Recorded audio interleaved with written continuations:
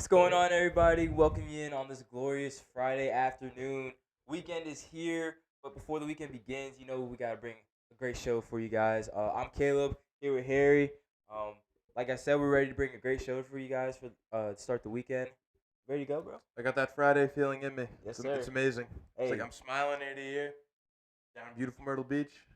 Football on all weekend. Got a dude, home game. 7 o'clock. Old Dominion. This is great. it's cloudy outside, but I feel like it's sunshine and rainbows out here, I was man. gonna say it's sunny in here. It's sunny in here. Yep. We get to do our show. We Yep. got great football this weekend too. Had a great Thursday night game last night too. Very rare. And yeah, like I'm ready to go. I'm fired up for it. Couldn't agree more. Speaking of that Thursday night game, you want to start right there? Let's get in the little Falcons Bucks action last Yeah, night. of course. Great game. Great game. Great Thursday night game that we haven't seen in a couple of seasons, honestly. Never a good Thursday night game. Yeah, This was awesome. When That you have was- them, you got to take them in and appreciate them. that was worth staying up for. Fortunate for the Bucks, man. Just going down, losing like that off a missed tackle to essentially a no name. Yeah. No disrespect to Kadero Hodges, I think that's his name. It was just, yeah. Yeah, but it's a rough way to go out, especially being how they started that game. They put 24 points up in the first half. They were just going up and down the field. It was like a mini shootout in the first half, Yeah. and it kind of continued into the second half. But big win for the Falcons, big divisional win too. Yeah, it's a huge game. This NFC South race is gonna be pretty close. Yeah, because the Saints are right there with those two Yeah. teams. And obviously, you got the Panthers, but they're terrible. Come on now, it's the Panthers. Yeah, I think the story of the game, though, is Kirk Cousins. Yeah, 509 yards, I believe it was. talk to him. Just airing it Kirk out. O'Chains. You like that? Kirk O'Chains, man. He walks in the locker room. He's all fired up, and he's a great teammate, too. He's like, yeah, I thought we were clicking today. The receivers helped me out a bunch. And he gave a lot of props to offensive coordinator Zach Robinson. But the one pass that stuck out to me the most was actually a drop. Are you talking about the Like Jake London one? It was In the the first comeback half? to Moody. Okay. Like, he ran a nice route, and Kirk threw it on a rope before he even broke. It hit him right in the chest. He dropped it, but, like, it showed that Kirk does have the trust in these guys right now. And it Yeah. looks like if their offense can play like that, they could be a real threat in the NFC. Oh yeah, for sure. I mean, 509. I think it was either Kurt Herbstreit or Al Michaels who said in the first half that they were on pace, that Kirk Cousins was on pace to throw for 500, and he did. Really an electric offense. I feel like this is like the first time we've really seen that from the Falcons, especially like how they started the year in Week 1 against Pittsburgh at home. No touchdowns. or No anything. touchdowns and lost by straight field goals. And I feel like it's about time. I feel like this is what we expected from the Falcons. Not to say like every game is supposed to be like this, but Kyle Pitts got involved. All your first round picks. You got London, Pitts, and Bijan all look good. And and they're all hitting. That's what we expected. That's why Kirk was brought here to Atlanta. Yep, unlock all those guys. Yeah, and to elevate this talent too. And Kirk looks good. They look great. And they're talking on the broadcast about him planting off his back leg, coming off the Achilles. But I thought even throughout the game that looked a lot better. Yeah. I feel like this is him getting back into his rhythm, back into his groove. You think it's like more of like the mental Yep. aspect of it, just trusting a little bit more, because that's scary, man. It is scary. Like I think he's 36. Yeah, he's getting up there. Yeah, so like that's your his right Achilles heel. That's what he plants off of to Yep. throw, and just having faith and trusting in that, like that takes a lot. Yeah. Only thing about the Atlanta that I kind of want to trash on is their pass rush is terrible. Yeah. If they can get some sort of pass rush, because I trust their secondary Well, they is have. really Yeah, good. that's what I was getting at. Their back end is really good. I like the addition of Justin Simmons. I think they got. Yep. And then Jesse Bates is always elite. He's one of the best safeties in the whole league. Yeah, He and then just shuts down a third of the field every time he's out there. and then you have someone else shutting down another third of the field too, and AJ Terrell, elite corner out there. So like you said, they got a good secondary. They just need that pass rush to get going. But honestly, this NFC South division is going to be really entertaining for the rest of the year, I believe, because we saw what Baker and the Bucks have been doing all year, and then just see if the Falcons could continue to play like this and get all their guys involved. I mean, we saw flashes of it in the Eagles game on Monday night. So if they could keep it going, the Saints, I mean, they haven't looked great the past 2 weeks, but we saw what they did the first 2 weeks of the season. So You know what they're capable of with Carr, because he can throw a beautiful deep ball. Kamara's still one of the best running backs in the league.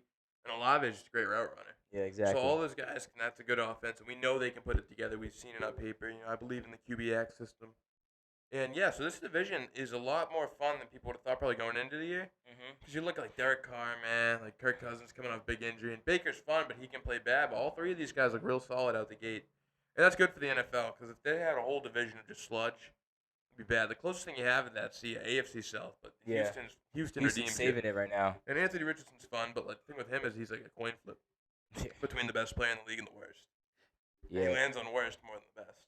Yeah. On the flip side for the Bucks, tough loss, honestly. Brutal loss. Yeah, tough loss. Usually when you put up 30 points like that, it's kind of expect to win, but not when you're giving up 509 yards passing. What killed them was the Bucky Irving fumble. Yeah. Because he was going to pick up another first down like when he was running with it, and Jesse Bates forced it. Didn't they miss like a face mask or something? Like the rest was the face mask or something like that, I recall, if I'm recalling correctly. Yeah, but him fumbling there is big because if he could have picked up that first down, they could have chewed that clock out even more and gave. Because we saw Atlanta, the job they did spiking the ball is the best I've ever seen. That was unbelievable. They threw that pass landed, like Drake London got down at like 8 seconds. And it was like a 15, 20-yard gain. They all got down there and spiked in time. That was the most well-executed thing I've seen. I was like, it's coaching and just great awareness by everyone, knowing you have to let the ref touch the ball. And great job by Kirk Cousins just orchestrating everything, make sure it's money. That's what you want when you bring in a seasoned veteran. Yep. The little stuff like that, which literally is the difference between wins and losses. And great for my fantasy team with Young Wei Koo. Got me another 50-yarder, so I was pretty hyped Dude, about that Bucky Irving fumble cost me some fantasy points, man. I was kind of sick about that. Needed that this week with Malik Neighbors being out with a concussion. Need all the points I can get. But yeah, I mean, this is a tremendous game. On the flip side for the Bucks, just an unfortunate way to go out. I mean, now you know that your division is not going to be a cakewalk, and lost to Falcons. They have to go to New Orleans next week too, and then play the Ravens and the Falcons again, and the Chiefs, and then the Niners. So yeah, but then after that, it gets a little bit lighter. It does get lighter, but that stretch. That's a tough stretch. That's gonna be a very important stretch, and honestly, we're gonna really see if Baker Mayfield is the QB for the Bucks, because, I mean, what do you think worst case scenario is for them? They win one game, or they go winless throughout the stretch. I don't think they go winless. I think they could beat Atlanta in Tampa. Yeah, I think that's a guarantee. Not a guarantee, but I like that a lot more than beating. They could beat the Saints too. So all right, the Ravens, Chiefs, and Niners are all real tough. So games. let me ask you this then. Let's say the Bucks win at home in Tampa against the Falcons, but they lose to the Saints and everybody else, and the Ravens and the Chiefs and the Niners. Yeah. Are you looking at like, damn, like where do we go from here? Like, is it like, do we just continue to run it back with Baker, or like, do we get Baker some help? Like, I think it's just shit luck. I think it's tough luck that you got 3 of the best 5 teams in the league. Yeah. In a 4-week stretch. Yeah. Well, I mean, dude, but the close out the year is not. It's much easier. Much easier. It's much easier. Who's the toughest team on there? It's of the Giants, Panthers, Raiders, Chargers, Cowboys, Panthers, Saints. It would be the Chargers, right? I would say the Chargers. And you're not high on the Cowboys. I mean, no, but they should win a lot of those games. They should win out. Yeah, and then the Raiders will be without Devontae Adams too. Yeah, because he's gonna be. He'll be gone by then. Yeah. So yeah, I would, even if you Giants might give him a scare. I like that. Giants might give him a scare. They might. It's not unrealistic, but yeah, when you're going to that stretch, like, I mean, you're not expecting to go out 4-0, 5-0, whatever it is. You're playing the Ravens, Niners, and Chiefs. Yeah. That's literally last year 3 out of the best 4 teams in the league, and it's going to be the same this year too. Yeah. That's just a tough luck, and like, you can't judge a player or a team off that stretch, especially with like, you got to go to Baltimore, you got to go to San Fran, you get the Chiefs at home, but like Mahomes and them will travel. I think you can't judge too much off that stretch. If they lose the Saints and the Falcons game along with those 3, so they should catch a break throughout that stretch. Basically, is what you're saying. Yeah, cut some slack, I think. Fair, but you had them yesterday when we did the show. You had them as a 3 seed. Yeah. Okay. Not the Niners above them. Yeah. Yeah. But a 3 seed is like almost a contending team. That's like almost like a Super Bowl team. Yeah. You don't think the Bucks are? I think I wouldn't pick a 3 seed to win the Super Bowl. I don't think. Never. No, they could obviously depending on the year, but like the teams I have above them, like were the Ravens. I think I had as the 3 seed. Yeah. And the AFC and the Chiefs I had as the 2 seed. Yeah. So it's not like I have them losing the teams I view worse than them. Those teams I all have equal to or above them. True. So I think that makes a little more sense because that's brutal. And they could win. I think they probably will win one of those 3. That'd be huge if they did. That would be a big one. Yeah. I think if anything, I think it would be probably the Chiefs. Yeah, in Tampa. No, it's at Kansas City. Oh, it is? Oh, then I was reading it wrong. Yeah. Sorry, Baltimore and San Fran are coming to Tampa, and they're going to Kansas City. I think Kansas City's probably their best bet. I think they match up against Kansas City the best because I mean Niners can do pretty much whatever they want depending on the. I feel like their game plan is based on who they're playing, which is I mean that's what every team is, but like they're fine with either having a heavy passing game plan or a heavy running game plan, no matter who they play. Speaking of the Niners, Brock Purdy, Yeah, he's been looking a lot better. yeah. Do you think it's an overreaction to go into our next segment? Overreactions, right? Is that what we want to call it? Yeah, we call it overreaction. Yeah, is it overreacting to say that Brock Purdy's the best player on the Niners offense right now? I don't think that is overreaction. I don't think that's overreaction. I mean, We're not going to count the line. Because Trent Williams would be the best player. yeah, But that's not really like. skilled player. Yes. Skilled player. I don't think that's a reaction. I think Brock Purdy's starting to play better. I think he's starting to learn how to do more with less. Because he's never really had to do that before. And like last year when he did, I think his first time ever doing that was when they went to Minnesota on that Monday night and they lost. And then again when he went to Minnesota earlier this year, like I think it's benefited him. Those learning games? He's learning how to do more with less, and I feel like we kind of saw like that he has been learning because even you pointed out that he's been better at extending the play, and we saw it against New England. Although New England isn't not anything to write home about, but still a pretty good defense. Yeah, still an NFL caliber defense. Still an NFL team in general, and so George Kittle probably be like the close second maybe, but Ayuk hasn't been what Ayuk's been in the past. Debo's good, but he's like, I don't think he was ever. I think Debo's really, really important to what they do, because he can do everything, but he's not like he knows a lot of skills, but he's not a master at any of them. Like he can run the ball. Yeah, I get he's not a great route runner. Yeah. He's not like a go up and get it guy really, but if you get him the ball, he can do a lot of great things. Yeah, he's a football player. And it's tough for that guy to be the best player on your offense. Yeah. But where he is, he couldn't have landed in a better spot. Yeah. Being in San Fran, being with the other people around him. But I think it's a little bit of an overreaction. I'll still take Kittle. Okay. I think he does a lot, like blocking, and he's a guy he can bail you out. Okay. You can go up, you can throw it up to him, he can run a good route, he can do it all. So yeah, as of right now, I'd still take Kittle, and obviously McCaffrey comes back, it'll be him again. Because Ayuk's really letting him down, I think. I mean, Ayuk should on paper be better than Purdy.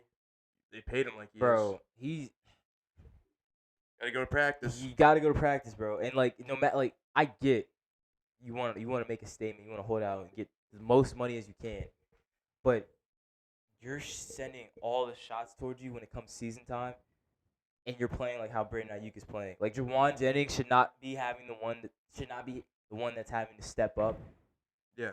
In that Rams game and this past weekend against the Patriots too, like you're supposed to be that number one guy because you're out there, you're playing. Yeah, you're playing out there, and you believe that you're a number one guy, and teams that were in the sweepstakes. Yeah, for you. Yeah. Believed you were number one guy too, and so but you haven't been playing like it, and you begged and pleaded for your money, and you threw a sissy fit about it, and you got it, and now you're playing. You gotta back it up. Now you're playing horrible. Definitely gotta back it up. Now you're making the Niners look bad.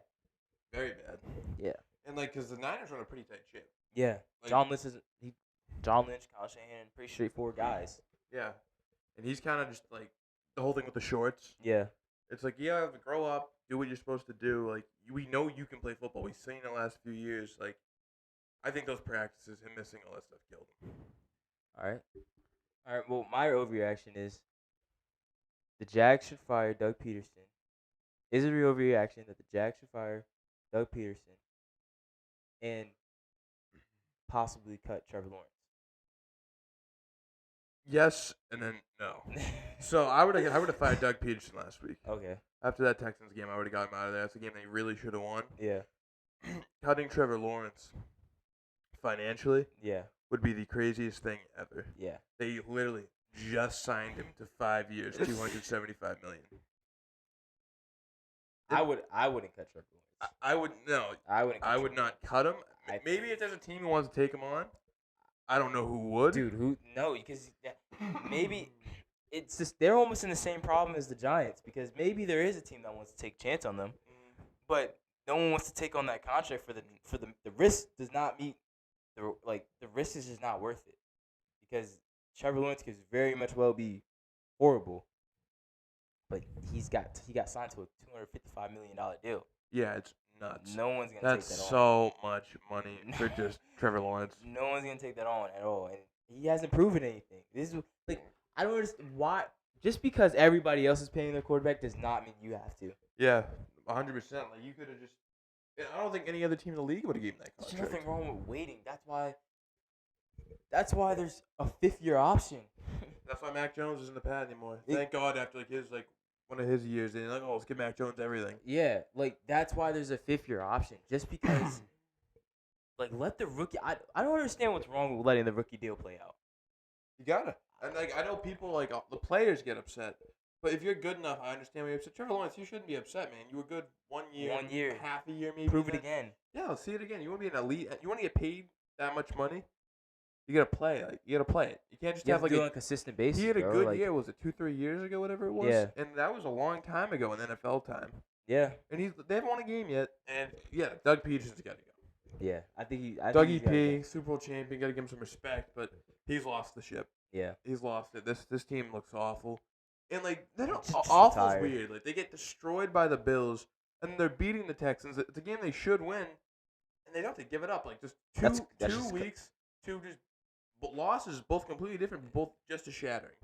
Yeah, both. Yeah, exactly. Just as shattering and like completely 2 different reasons of like why he should. There's like just 2 reasons why he should go. Like your team comes in unprepared Monday night and get embarrassed on national television. Your team looks a lot better the next week, but you Can't lose, finish. Can't finish. And that a team not being able to finish is part of that is coaching. 100%. That's a reflection of you. So, yeah, I feel like it's not an overreaction to want to get rid of Doug Peterson, but Trevor Lawrence, his time may come. His time might be coming. Agreed. But, yeah, It's looking rough. It is looking rough. I'm down feeling there. rough. Sorry about the cough today. I'm a little under the weather, but I'm battling through it. I'm a soldier. All right, I got another one for you. Go ahead. Is it an overreaction to think the Patriots will definitely have the number 1 pick? Yes. Dude, as much as it looks bad right now, it looked pretty good 2 weeks, like the first 2 weeks of the season. Like, yeah, I'm pretty sure you played Seattle week 2, right? Yeah, we went to overtime against Seattle. So week 2. you played Seattle week 2. You played them hard. And you went to overtime, like you just said. Then you beat Cincy. Yep. You played them pretty well. You made Joe Burrow look horrible. Yeah. I think that's an overreaction. Let me pull up the schedule real quick. Well, I'll tell you why I think it's not. Okay, talk to me. We lost so many people recently. Our center, David Andrews, who's the glue of our offensive line, is now out for the year. We lost Jawan Bentley, our best linebacker for the year. Kyle Duggar, one of our best safeties. Kyle Duggar's out. He's out for a little bit, yeah. It's tough, and we already lost Christian Barmore for the year with blood clots. Hope he gets well back soon. Those are a lot of pieces this team can't afford to lose on defense. Those are big pieces. And it's tough because we got Miami coming up this week. That's a very winnable game. It's going to be a 3-0 game. It's going to be awful to watch, but I'll do it because I love my Pats. And the problem is the passing offense is like 440 yards through 4 weeks. That's not sustainable to win games in today's NFL. You can't do it. Like Kirk Cousins threw for more yards in 1 game than the Pats have before. It's bad. And our best offensive player is probably Ramondre Stevenson. He can't hold on to the ball. That's going to have to get figured out at some point. Our line's terrible. Jacoby Brissett, I feel bad for him. I really like him. He seems like a really cool dude. He's an all right back. He's a good player. But this line is getting him killed. Yeah. Almost everyone will get killed with this line. The receivers are young and unproven, and they have talent, but it's not going to get figured out right now. And I think Van Pelt's not a great coordinator. And you have reports coming from Evan Lazar that there's about to be a mutiny inside the team. And then he went back and apologized an hour later, which means there's definitely some truth to that rumor. Yeah. It's a lot going on. I think Mayo's like a little not in over his head. I like Gerard Mayo a lot, but it's pretty after a real promising start to the season, you beat Cincy, you go to overtime against a good Seattle team, and we lost all direction in that Jets game. Yeah. It looked not even worse against the Niners, but like everyone, it sucks because you watch the Pats like, oh, you'll have a fun time. No, when that Niners game came on, the game was over. We had no chance. First kickoff, it was over. Yeah, it was over. And so I don't know. I think the Pats, because I watched the Panthers, and Andy Dalton gives them a little something. Like maybe we could be worse than them. Like I don't know. So I don't think it's an overreaction at all that the Pats will have number 1 pick. Yeah. I think that's a slight overreaction. I'm looking at your schedule here. There's a lot of toss-up games. I mean, you play the Titans, you play the Jets again at home this time. Then you play the Jaguars. Texas is definitely a loss. And then you play the Dolphins twice, and you play the Bears too, right after you play the Titans. So like I think the Panthers are gonna have a worse record than you guys. I don't know. I'm not banking on it. I don't know. I don't think you guys But will the end thing up is, with it's the nice one if we seed. had the first pick, we could just trade back because we're not going to go quarterback. Yeah, So that that's is how you true. can build value in the draft. That is true. So like, would you? I don't think the Patriots are into tanking. They're not. They just aren't good at football. Yeah, but I mean, you almost like kind of like you get to like week 12 or whatever, and you're in the running for the one seed. I think you gotta consider like. No, because when you already have a quarterback, it doesn't really matter where you're All right, picking. so if you're in week 12, do you start playing Drake May? I think it gets to a point where you definitely want to give them some games at the end of the year. Definitely. Probably like week 15 through the 18, finish Yeah. the season out I think that'd after be the fair. bye week. Yeah, Be in on that. I don't know. I can definitely see where you're coming from, but I don't know. I feel like the Panthers are just gonna do so much worse. I don't know. I don't think this Andy Dalton stint is like I don't think that's gonna last. And I feel like their division is much harder than you guys, than your division. Yeah, which is weird because going into the year, you would have thought the opposite. Yeah, you would thought the exact opposite. And I mean, I struggle to see where the Panthers are gonna get a win here on their schedule. After Chicago, they play this week. I don't know where another win is gonna come from. Yeah, that's what I'm saying. So they might end up with one team or with one win. Of course, with my luck, they'll probably beat the Giants, but it is what it is. But they could very well be 1-16. Yeah, I don't think that's crazy to say at all. Yeah, so I think that might be a slight overreaction. We'll see. Yeah, we'll see. Definitely. Okay. My second overreaction. Okay. All right. In order for the Cowboys to reach the playoffs, Dak Prescott has to play at an elite MVP level and has to win the MVP in order for the Cowboys to make the playoffs. He has to win the MVP. He has to be the front runner for MVP, clear cut front runner. I think as long as he's top 3 in the MVP, they'll make the playoffs. He can put up like great stats, great numbers, and win them some games. Like winning the MVP is tough, but yeah, if he's top 3, so it's not an overreaction. No, it's not an overreaction. If he plays an MVP level, that's basically what they need. Yeah, they need him to play the best football of his career, basically.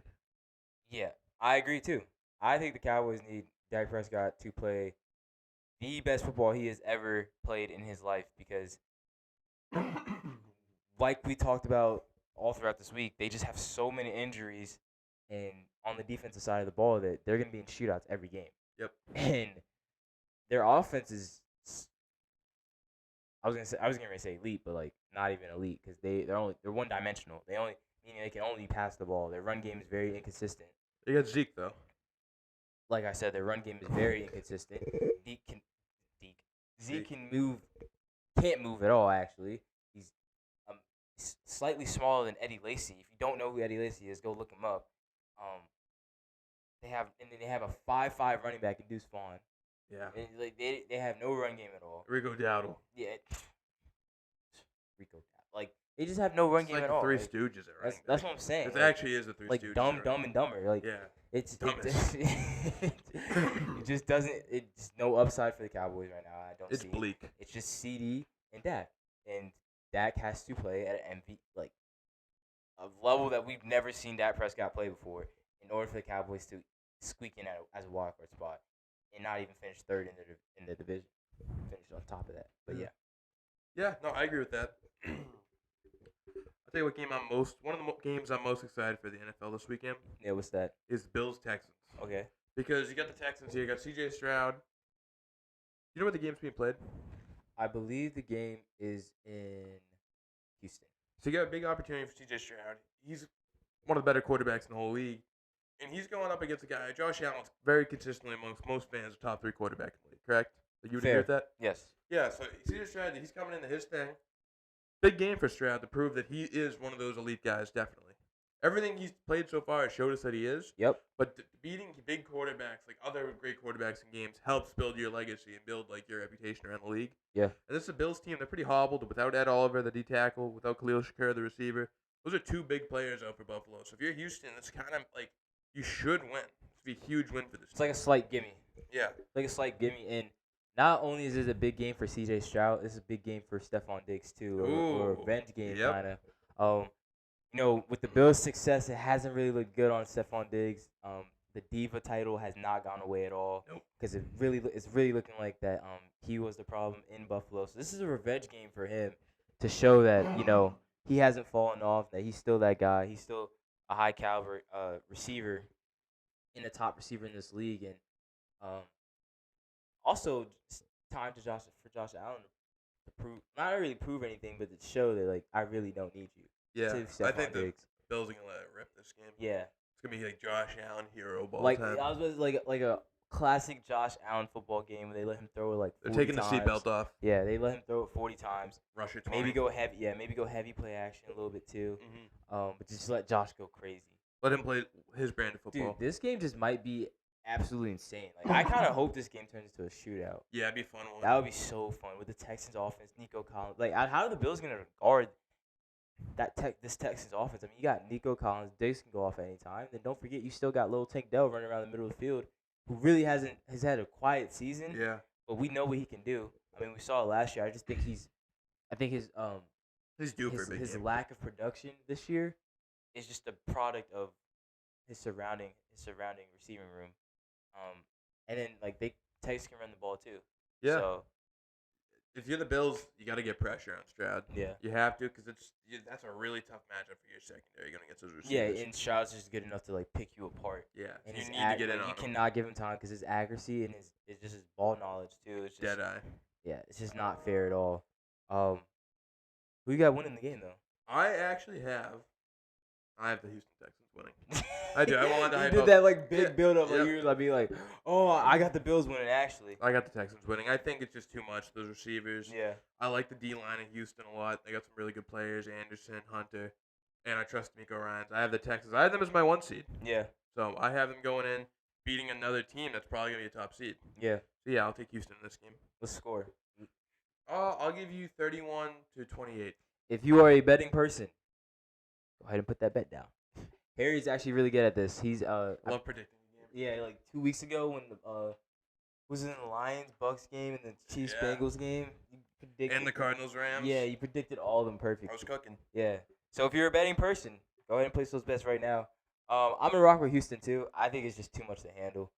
The Texans are just too much to handle for the Bills right now. Their defense is just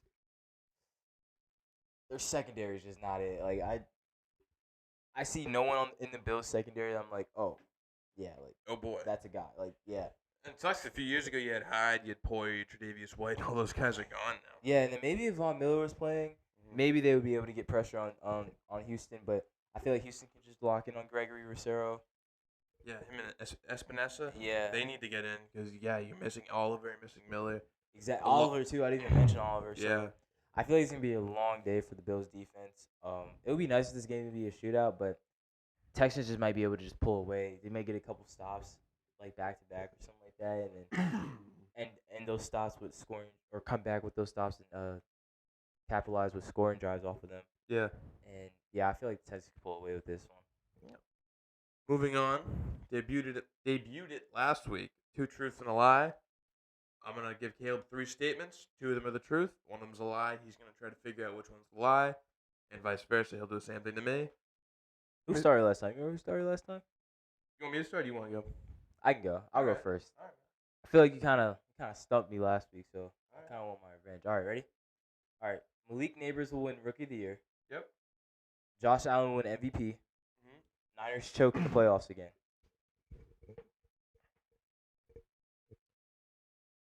Knowing you and the way you feel about Malik Neighbors, Yeah. you think that's true. Okay. So what's the lie then, I'm buddy? thinking Niners choke in the playoffs, or Josh Allen wins MVP. Yeah.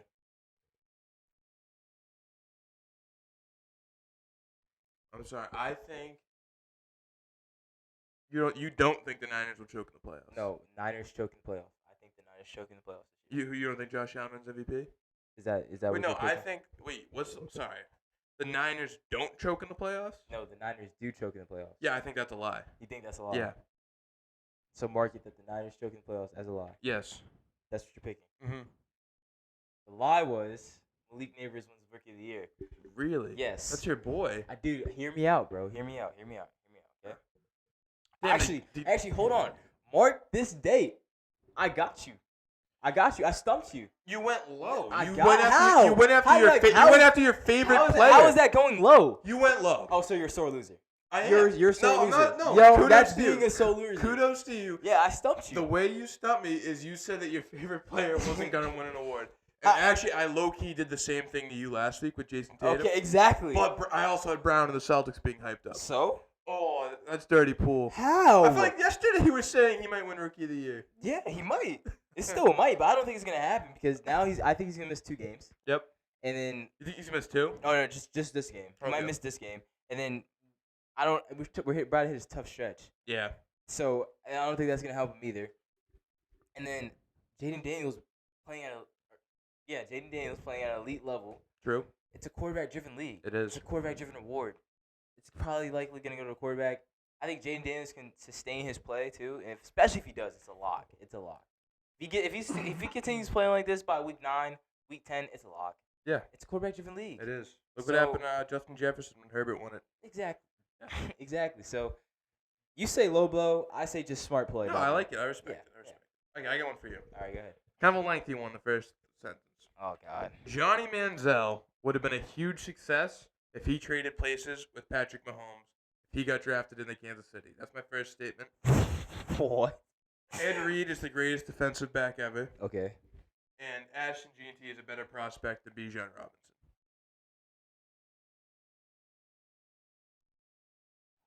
All right. I think the every one is true. Mm-hmm. If not, we got some problems that we're gonna have to discuss. Knowing Maybe I'm a big Ronnie Lott guy. Who knows? Wow. Not even skipping over Tropa Molly, go right to Ronnie Lott. Maybe I'm a big guy. Yeah, no. Yeah, keep going. Keep going. Knowing how you feel about Ashton Genty, you're a big Ashton Genty guy. I mean, who isn't? You're a big Ashton Guy Genty rules. guy. So a better prospect than Bijan. I'm gonna go that the lie is Ashton Genty is a bigger prospect than Bijan. The lie was Johnny Manziel would have been a huge success if drafted to the Chiefs. That's a lie. He was a drunk. It wouldn't have worked. And he would have got him right. No, he wouldn't. And he would have got him right. If he switched places with Mahomes, He is the man. Mahomes, It's Johnny I Football. love Johnny Manziel. It wouldn't have. He's He the would never have man. been an NFL quarterback. He's the he man. never was in him. He's the man. In college, He he is was the the man. man. He's the man right now. He's Bro. a dope guy. I love Johnny Manziel. It wouldn't have worked. Bro, can we talk about what he did in college real quick? Like, Yeah. I know this is very sidetracked. Yeah, you can sidetrack it. Johnny Manziel. Try football. Johnny Football. Yeah. Oh my God, dude, Johnny Football is a legend, bro. No matter what, don't think about what he did in the NFL in Cleveland, okay? Johnny Football had put Texas A&M on the map. Yep. No one knew what that. Well, they knew what it was, but it wasn't a big deal. It wasn't really big, and they just got into the SEC too. Yep. He put them on the map. Built him a new stadium or built him the Come whole on thing. now. Yep. Built him what Kyle Field is known Yep. as today. Went into Alabama, Nick Saban, Alabama. Beat Alabama with Mike Evans as the receiver. But other than that, I don't really know who else is in the NFL from that team. And not only did he go into Tuscaloosa and beat Alabama, this man did that while not watching one tape of film on Alabama's defense. From Monday to Friday, this guy was out partying Getting litty. every night. Yeah. Lines up the nose, beer down the hatch, Down the hatch. any type of alcohol Down the hatch. Not a single tape, not a single minute of film was watched. Not a single second. And he went in here just winging it and won. Won the Heisman, winging it. In SEC college football. Like, that is Yes. insane. He was nuts. That is insane. Redshirt freshman. Almost too. real life Wolf of Wall Street in a certain way. Wolf of Wall Street was based on a Well, real story. yeah, that is true. It's true. Almost like modern day Wolf of Wall Street. Yeah. man. Yeah, I agree. What you're saying, but in the NFL, it would have been tough. No, that would have. There's no way that was. If you Kansas City, it's like, oh, they're really good, but trouble finds you there.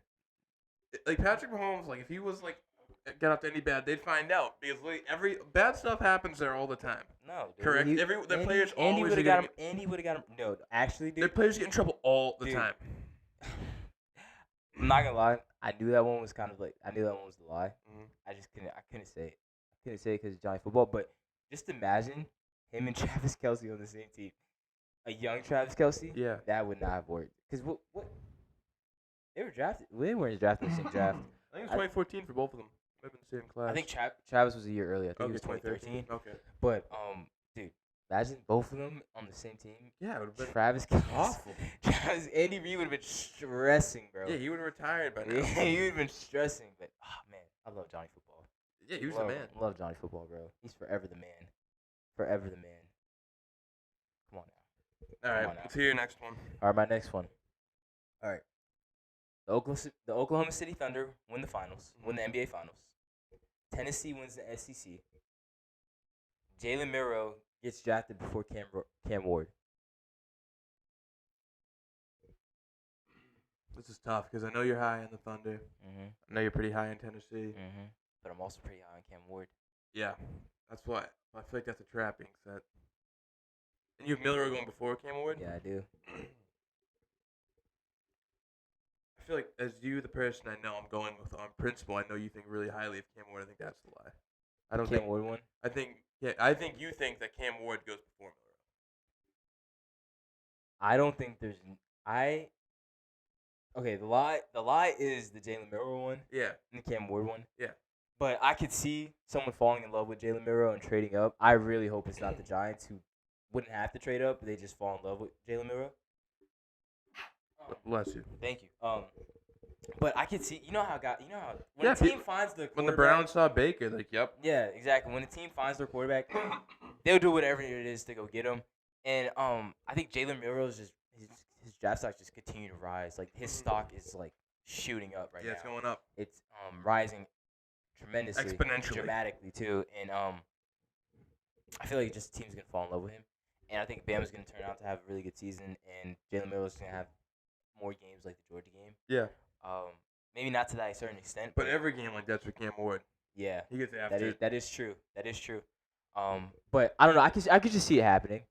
I wanted to stump you there too, because like I also like the Thunder could not win the finals. Like it's very like they couldn't even they could very well not represent the West. Yeah. But yeah, the Jalen Miro one was the good bounce back. Good bounce back. Thank you. I got pretty. Made you think a little bit. Going in the GOAT debate here. Okay. Got 3 sports, 3 different GOATs. You got to figure out which one I don't think really is the greatest of all time. Tiger Woods. Okay. Wayne Gretzky. Mike Tyson. Which one do I not believe is the best of their sport? Mike Tyson. Gotta be Mike Tyson. It would be Mike Tyson. Yeah, I was about to say it's gotta be Mike Tyson. I know that you're kind of into golf too. Yeah. And I remember you saying that you used to watch Tiger a lot too. Yeah, my parents. Yeah. My parents. I love Tiger Woods. Exactly. He's so sick. There's no way it could have been Wayne Gretzky. Wayne Gretzky is so. That's far gonna be above. Yeah, that's gotta be. He's like the undisputed. Like he's like the goat of goats. It's like the 2 most undisputed goats in any sports is Serena Williams and Wayne Gretzky. Okay. Those 2 are literally untouchable.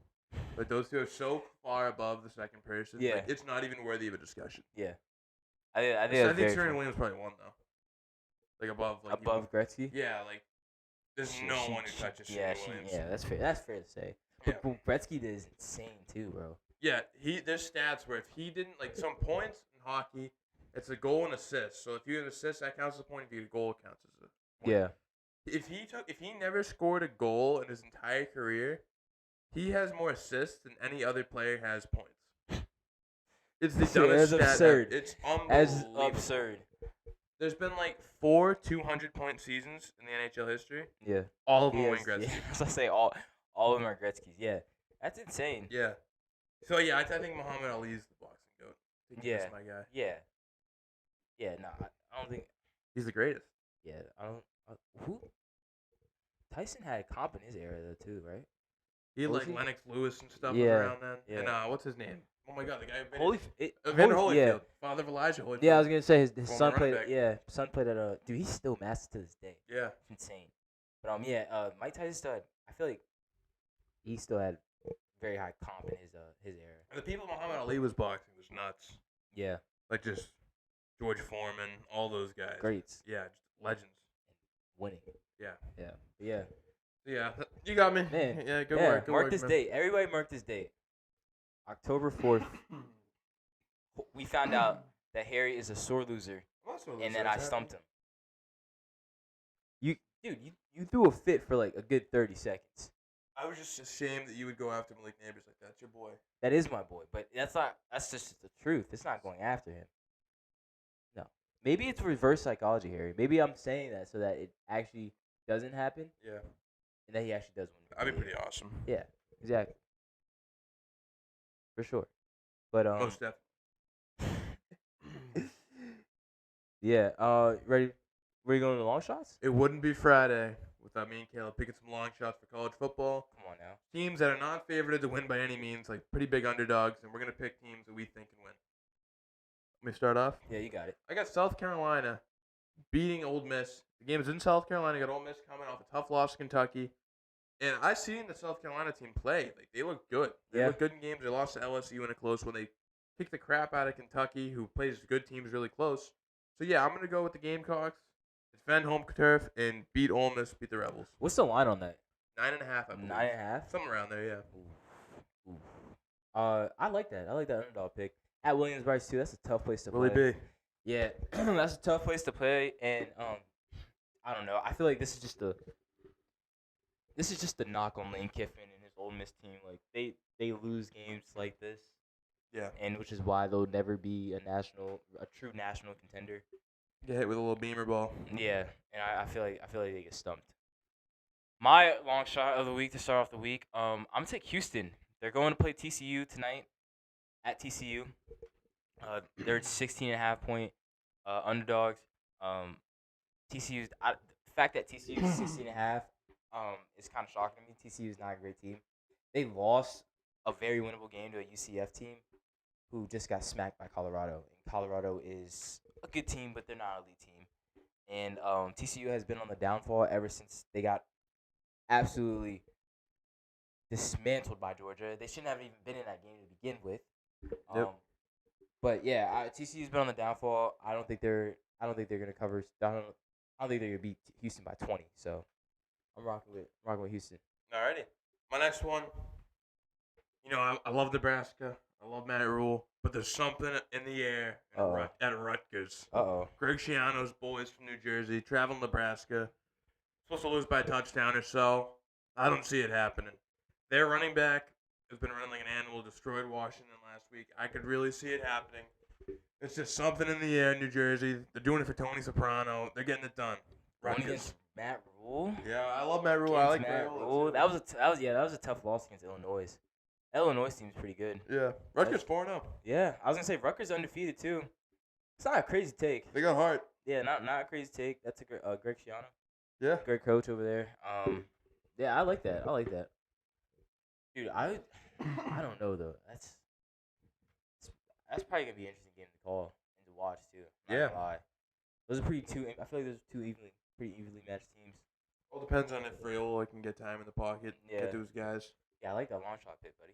Thank you. All right, my second long shot. I'm gonna go UCLA. They're traveling to Beaver Stadium. Bruins. Penn State.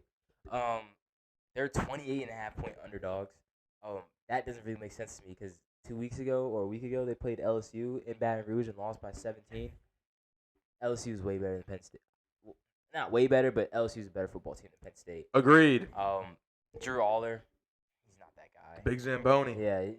Stick to hockey. I'm sorry, but in this day and age, I don't care how big you are, you should be able to move as a quarterback. You should be able to run, and Drew Aller cannot move to save his life. He is a big statue, and I don't like. There's nothing about him just amazes me at all. And UCLA, it was a close game with LSU for a minute. Yeah. And then LSU just pulled away in Baton Rouge. Like Baton Rouge is a tough place to play. And yeah, I think UCLA can come in fired up off that LSU loss. And Eric Bieniemy's probably gonna call a great game as an offensive coordinator, and I don't see them losing by 30. It's just hard for me to see. Yeah, that's a lot of points. Yeah, it's it's hard for me to see. I like that, man. Yeah, I think a lot of people overrate Penn State a little bit, and I'm happy. So overrated, bro. I'm happy you see that too. So overrated. My last one, gonna take a shot at it. Colorado State, the Rams. I have them upsetting Oregon State. Really? Beavers. Yeah, part of the Pac-2 is going down. Colorado State, I like their quarterback a lot. Fowler Nicolosi. I think he's a good player, and Horton, the receiver. Yeah. I trust those guys. Oregon State, I know they lost so many pieces. They lost DJU, they lost Childs, they lost Martinez, and they lost their head coach too, who also went to Michigan State with Aiden Childs. So yeah, I could see. Clear my thoughts. I could see Colorado State winning this game against Oregon State. So that's my last long shot of the week. I like it. Thanks, I like it, dude. Speaking of Oregon State or the former Oregon State players, Childs, I thought he was gonna be pretty nice. Not gonna lie. Yeah, he was supposed to be the chosen one. Yeah, he's just kind of been mid, just crawling through, just making his way, yeah. barely getting by there at Michigan State. I mean, Sparty just sucks in general, but haven't been the same since Kenny Walker left. Yeah, well, they weren't even all that good then. So they were pretty gross. I'm sorry. Did they play in the Big Ten championship game that year? They only had like 1 or 2 losses. They were really good. Did they play? Did they beat Michigan? They did. They shouldn't have. They literally should not have. They did. Yeah, but who and what do you have right behind you? Who Look over your shoulder. What's that behind you, Caleb? Who went? Yeah, trash. Literal trash behind me. Wow. It's a Michigan State jersey. It's literal trash behind me. Garbage. Don't even know why it's on the wall. Magic Johnson, man. Legend of the game. Okay, he is a legend. Come on. Now he was at Michigan State, though. Anyways, moving on to my last long shot of the week. I'm taking Stanford. They're playing. Who is it? They're going in to play. Actually, home against Virginia Tech. That's what it is. They're home against Virginia Tech. They're like 8-point underdogs at home, which I don't understand at all. The Stanford team, pretty sure they're coming off a win at Syracuse. I know that's not saying a lot, but that's their first ACC win on the road too. Yeah. At the Carrier Dome. Yep. And I don't understand how they're underdogs. I feel like this is a steal. This is a gimme. Considering the team that's coming in. Yes, Virginia Tech gave Miami a scare last week. That's a very good Miami team. But this is the same Virginia Tech team that lost to Vanderbilt. Yeah. Week 1. And I thought Kyron Jones was gonna be a guy. I thought he was gonna be elite. Turns out he's not. Just know they have Pop Watson coming up next few years. Pop Watson. Pop Watson. What a name. Legendary Massachusetts high school football player. What a name. Now at Virginia Tech. Was originally committed to Nebraska. Now he's at Virginia Tech. Pop Watson. Springfield Central. Great player. What a name. Look up Pop Watson. But yeah, they're 8.5 point underdogs at home. I don't understand. This is not a good Virginia Tech team at all. I feel like this is, like I said, it's a gimme. If you're a betting person, I would take this bet. But don't come screaming at me if you lose money. Yeah. I like it. I like Stanford. I like Al Manor, the receiver. Yeah. Potential first round pick guy. Yeah, dude. I feel like this is just the start of a trend. Like every receiver class is gonna be pretty deep. Yeah, because everyone receivers. Yeah. Are in right now. Yeah, exactly. So, yeah, he's also the guy that bagged Travis Hunter last year. Yeah, he did. Yeah. Deerfield Academy. Yeah. Where went to high school. But I'll tell you one thing. Being a receiver, probably one of the easier positions in sports. You get the ball, you do your touchdown dances, you get paid a lot of money. Yeah. That's a position I would want to play in sports. Me too. What I would not want to be in sports is being a UFC fighter. Oh, there's no way in hell. You see these people, they walk in, they're all like doing their little hype song for they go in, and they come out battered and beat. Yeah, literally. And this weekend, it's probably the number one guy in the UFC. I wouldn't want to fight Alex Pereira, reigning light heavyweight champion, fighting against Cleo Roundtree Jr. Pereira's supposed to kill him.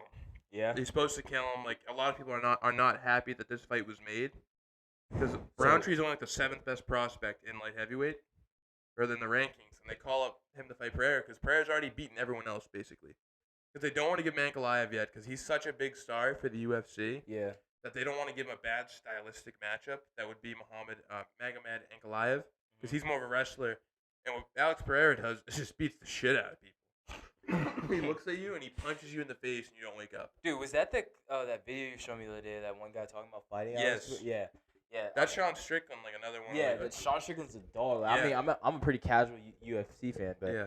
I even know Sean Strickland's a dog. He was talking like glazing, Basically. essentially glazing, Alex Pereira. And I mean, you think this is gonna be a quick one? I think this fight won't last a round. So there's like no shot you should buy the pay-per-view at all. Not at all. Definitely not worth your money. It's a waste of money to buy the pay-per-view. I mean, unless you're a huge fan, like on the card before that, you had Kayla Harrison, who's like new to the UFC, but a really good UFC MMA fighter. Yeah. So her second, I believe, UFC fight. She's supposed to be a beast. Jose Aldo, who's a legend of in UFC or MMA in general, he's on this card. So that's what obviously Pereira's Brazilian, all those Brazilians. So they're trying to bring in a lot of Brazilian fans. Yeah. And when you put like a Jose Aldo down on the card, that makes people want to watch. Right. He's the one, the Conor McGregor knockout, the 13 seconds when he became champ. Yeah. That's him, Jose Aldo. Oof. And he's like an all-time fighter other than that like moment. And then you got a bunch of other fights like Stephen Wonderboy Thompson's fighting. He's always fun. Kevin Holland, Joaquin Buckley. Yeah, it's gonna be a good card. I'm really excited for it. Definitely not buying it. No. I ain't got the money for that anyways. But No. I ain't got the money for it. But if I did, I wouldn't buy it. Come on, bro. We're college students. Yeah, this is another card where they didn't really know what they were doing, and they do it all the time now. Like Alex Pereira, can you fight? Because he can fight so often because no one touches him. Yeah. He touches you, you don't get up, and you can't touch him. Like he fought at UFC 300, 303, and now he's fighting at 307. That's basically like unheard of. It's actually insane. Every one of those fights ended in a knockout too. He doesn't finish. Like fights don't go to decision with him. Yeah. No. This might, like you said, this might be it's probably gonna be a quick one, huh? Yeah. Yeah. But I mean, honestly, if you could stream this anywhere else and not have to buy the pay-per-view, I would suggest doing it because UFC is just it's a great sport to watch in general. I feel like it should get a little bit more hype than it actually does. I'm not advocating for drinking. No, but like, no, well, sick never. sport. Never. We don't advocate for drinking. It's an awesome sport to just sit down and drink a beer and watch. Yeah. Like, yep, dudes fighting, and like you get up, like start throwing punches. You go, I can do this. You wake up in the morning and drink 4 beers. You're like, yeah. No. Yeah, no, it's awesome. I love watching it. But yeah, definitely worth checking out. And like, I'm not gonna give illegal streets because I don't stream sites. I don't know what they are, but I'm sure you can find them. Alex Pereira, definitely, he's must watch, but not $75 must watch. For sure. Yeah. Also had some entertaining baseball on last night. Yes. Playoffs and a wild card wrapping up. We wrapped it up in Milwaukee with the Milwaukee Brewers taking on the New York Mets. Very slow game until about the 8th inning, honestly. 0 to 100. Yeah, I mean, 7th inning actually. That's when Milwaukee ripped off back-to-back home runs, and I just had the game on, just like background noise, just doing homework, and all of a sudden I hear a whole bunch of cheering. You know when you hear the ball hit the bat? Yeah. Or the bat hit the ball, and I look up, it's just 2 straight homers. I'm like, oh wow, like New York. What happened? Mets season's over, but wait a minute. Hold the line. We get to the top of the 9th. Lindor, I believe, gets on base. Oh yeah, he's awesome. Then I think Nimmo either walks or gets on. I forget. Yeah. Someone gets on, and then Pete Alonso comes up to the plate. Polar Bear Pete Just knocks one right. Slaps it over the I fence. think he slapped it to left field, right field. It was right field. Right field, Yep. yeah. Slapped it right to right field, and now all of a sudden the Mets are up. Yeah. And they're not done. Jesse Winker gets a run. Yep. Goes across. Smashes his helmet. Did you see that? That was electric. That was elite. That got me fired up. That got me fired up I too. want I'm not gonna lie. I want to get my mitt. I instantly became a Mets fan right after that. That fired me up, and what a downfall for the Brewers, man. I mean, all that momentum. I mean, they showed a poor lady crying after the game, just falling out tears. It's a lot for the Brewers. Someone just died. Like, I mean, just a heartbreaker, honestly. Definitely. For Milwaukee, that's the game supposed to wrap up at home. Up 2-0. Like, you can't let the Mets come back in that. The Mets are blessed.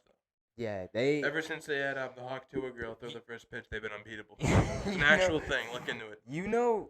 I feel like every year there's just a team of destiny in baseball. Last year was the Rangers. Yep. Maybe it's the Mets this year. Mm-hmm. You know what'd be sick? A Mets-Yankees Subway Series for the World Series. That would be sick. LGM, let's go Mets. Yeah, and the Yankees downfall, that would just be one. That would be nice. That's just like music. I'd be like the lady in the Brewers. I'd be the Brewers, like crying. I'd be so happy. In order for that to happen, for the Mets to be the team of destiny, they would have to beat Philly. Yep. That would be amazing. That'd be awesome. That would be great. Then they'd have to be Dodgers or Padres. Yeah. Probably. Speaking of that Dodgers Padres series is gonna be pretty good too. It's gonna be awesome. Fireworks. Shohei. I mean, we briefly talked about. I believe we briefly talked about it yesterday, but that's gonna be fireworks too. But even if the Mets do get past the Phillies, it's gonna be tough to get past the Dodgers or the Padres. But if you're team of destiny, the Dodgers you get it or done. the Padres. The Dodgers. Yeah, the I like Dodgers. I combine both of them. Yeah, that was interesting game to watch. Definitely stole the fireworks.